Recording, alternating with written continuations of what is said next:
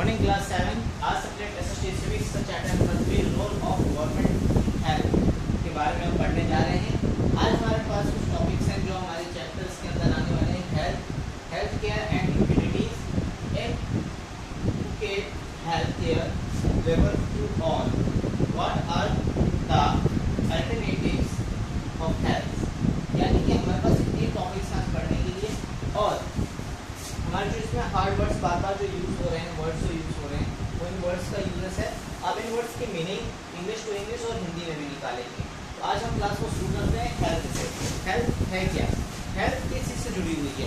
Health हमारे रोज़मर्रा के हमारी सेहत से संबंधित चीज़ों से जुड़ी हुई है। हेल्थ हमारे शरीर में होने वाली विभिन्न प्रकार की गतिविधियाँ हों, या हमारी एक अच्छे शरीर और एक अच्छे कुशल रूप को प्रदर्शित करती हो, यानी कि बताती हो, तो उसको हम हेल्थ कहते हैं। हेल्थ हमारे भारत के अंदर बहुत इंपॉर्टेंट कंसेप्ट रखता है, और ये गवर्नमेंट के द्वारा किस तरीके से हमें लोगों को प्रोवाइड किया जा रहा है, इन सभी चीज़ों के बारे में हम इसमें पढ़ने जा रहे हैं।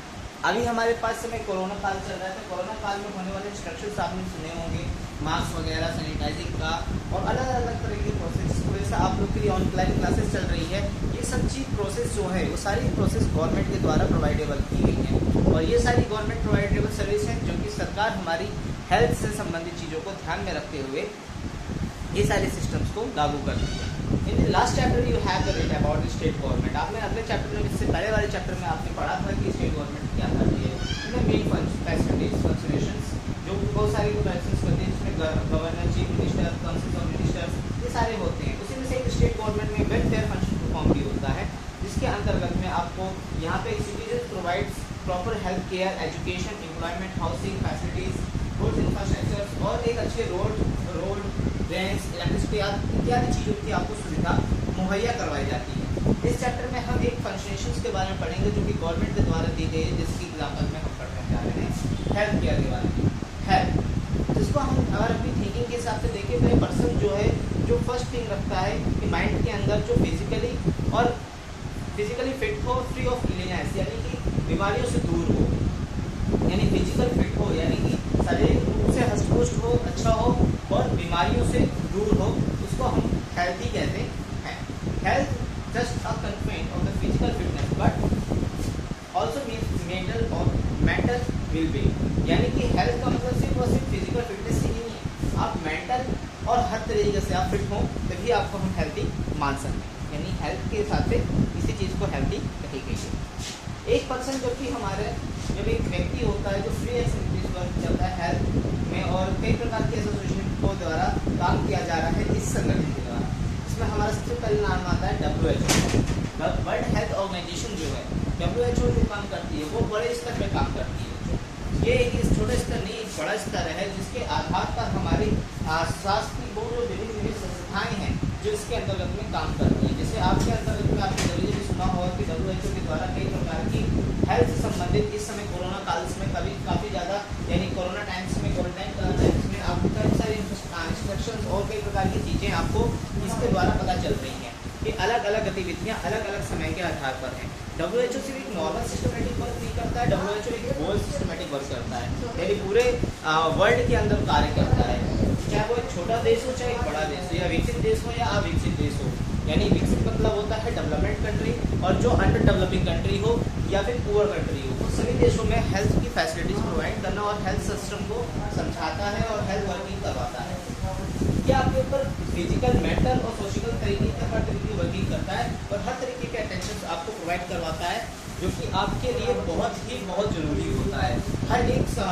हर एक सिस्टमेटिक फंक्शन, जैसे कि आपने देखा होगा आपके नज़दीकी अस्पतालों में कई जगहों पे सरकारी में अगर देखें तो उसमें इंस्ट्रक्शन वैल्यूज बताना, जैसे कि टीकों के बारे में, बच्चों के जो टीके लगते हैं उसके बारे में बताना, उसके साथ ही साथ अलग अलग स्थिति में अलग अलग जगहों पर अलग अलग प्रकार की गतिविधियों को समझाना, ताकि सरकार उसके माध्यम से लोगों को जागरूक कर सके, लोगों को बता सके।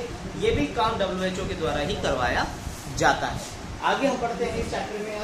आगे हमें मिलता है एक कंसेप्ट से जुड़ा हुआ एक पॉइंट, जिसको हम कहते हैं delivery of health care services. Delivery of health care services आपने कई बार सुनी होगी ये सर्विसेज के बारे में।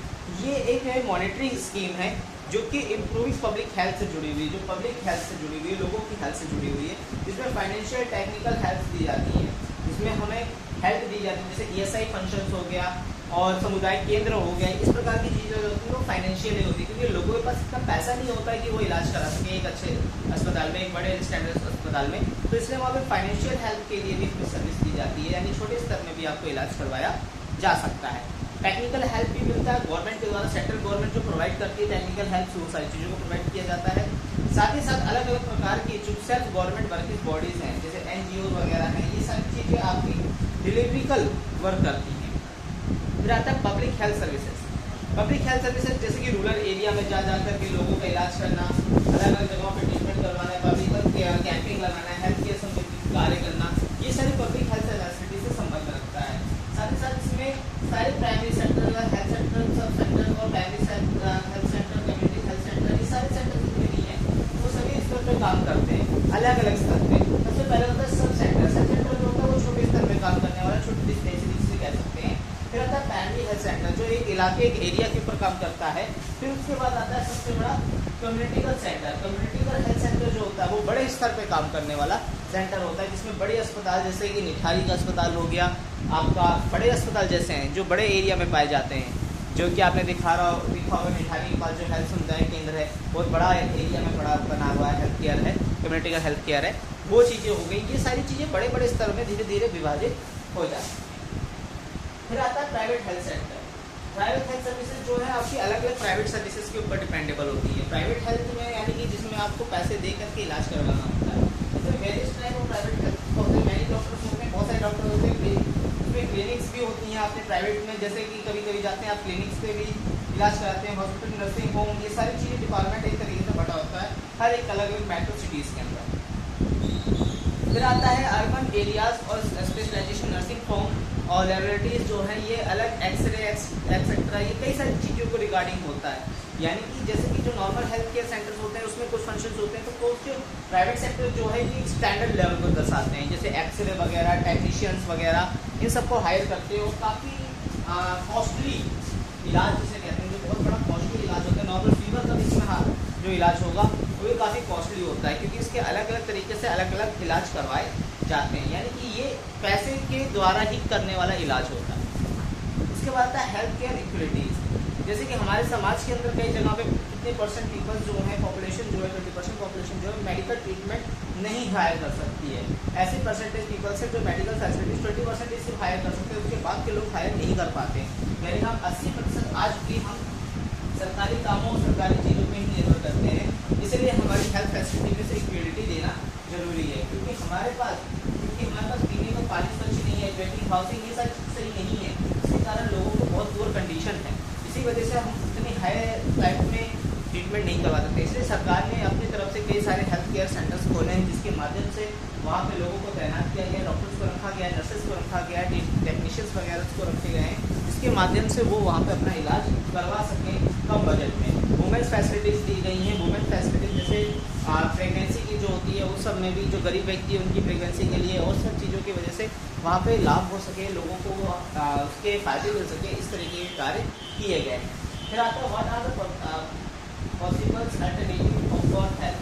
किस तरीके के पॉजिटिव अल्टरनेटिव्स को हम देखते हैं जो पॉसिबल हो सकते हैं यहाँ पर, जैसे ट्रीटमेंट के लिए और इंडिया लर्निंग प्रोसेस मेडिसिन को कर सकते हैं। लार्ज नंबर ऑफ पीपल्स को जो मर रहे हैं उनको रोकने के लिए हम वहाँ पे कुछ कोर्सेज कैसेस बता सकते हैं, लोगों को समझा सकते हैं। जैसे अभी कोरोना काल में आप लोगों को सुझाव देते हैं कि आप मास्क लगा के घूमिए, कहीं पे भी जाएं मास्क लगा के जाइए, सैनिटाइज़र लेकर यूज़ कीजिए, बाहर के आइटम ज़्यादा अवॉइड कीजिए, थोड़ा अवॉइड कीजिए बाहर का खाने में। अगर खा भी रहे हैं तो सैनिटाइज़र लगा करके हाथों में अच्छे से साफ करके तब कुछ खाएँ। ऐसी चीज़ें खाएँ जो आपको हेल्थ की इम्यूनिटीज़ को बढ़ाएँ। तो इस तरीके के इंस्ट्रक्शंस दे करके अलग अलग प्रकार की चीज़ों को बता करके इस तरीके से हम लोगों को अवेयर कर सकते हैं, बता सकते हैं, ताकि वो बीमार ना हो। इसी तरीके से आज का ये चैप्टर ख़त्म होता है। ये इम्पोर्टेंस ऑफ हेल्थ जो है वो चैप्टर ख़त्म होता है। इस चैप्टर के अंदर जो चीज़ें आपको बताई गई हैं उसको एक बार आप अपने आप से पढ़ेंगे, समझेंगे और इस चैप्टर को रीड करेंगे। रीड करने के बाद इस चैप्टर के अंदर जो इम्पोर्टेंस पॉइंट है उनको निकालेंगे और उनको समझने की कोशिश करेंगे। जो चीज़ आपको समझ में नहीं आई उसको आप व्हाट्सएप पर मैसेज करके मुझे भेज सकते हैं, बता सकते हैं कि सर ये कोई समझ में नहीं आया, मैं आपको पूरी तरीके से हेल्प करने की कोशिश करूँगा। साथ ही साथ जो आपको काम मिलता जाता है उस काम को कॉपी में कंप्लीट भी करते रहना है। आपको मैं व्हाट्सएप पे भी मैं मैसेज भी आपको बता दूंगा उसमें करके कि कौन से नंबर पे आपको अपने कॉपीज़ भेजनी है। मैं अपना उसमें नंबर बता दूंगा आपको बच्चों। उस नंबर पे आपको अपनी सारी कॉपीज़ की फ़ोटोग्राफ्स खींच के जिसमें आप काम करते हैं उसकी क्लिप्स खींच करके आपको उसमें सेंड करनी होगी। तो मैं आपको इसका भी इंस्ट्रक्शंस दे दूंगा। आज के लिए क्लास इतना ही। Thank you, have a nice day.